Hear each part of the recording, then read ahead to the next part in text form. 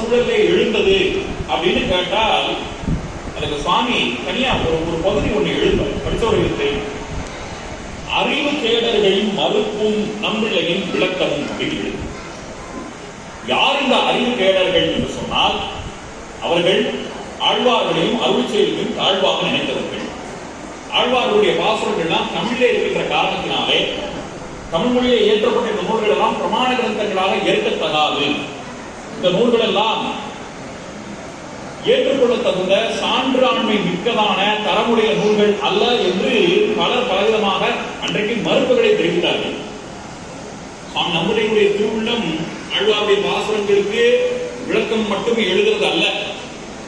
அவர் இந்த பாசுரங்களுக்கெல்லாம் எப்படி வேத சாமியம் உண்டு, வேதத்திற்கு சமானமாக திராவிட வேதம் என்று சொல்லக்கூடியது இந்த அர்த்தவாதத்தை போல பெருமையாக சொல்லக்கூடிய ஒரு வார்த்தை அல்ல.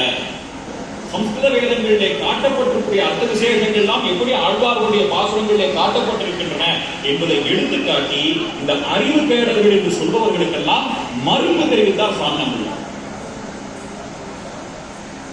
இட்டுக்குடியெல்லாம் போக வேண்டாம்.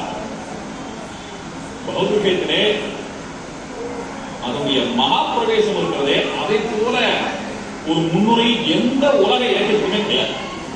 அவ்வளவு அற்புதமான முன்னுரையை எழுதியிருக்கிறார் சுவாமி நம்பிள்ளை.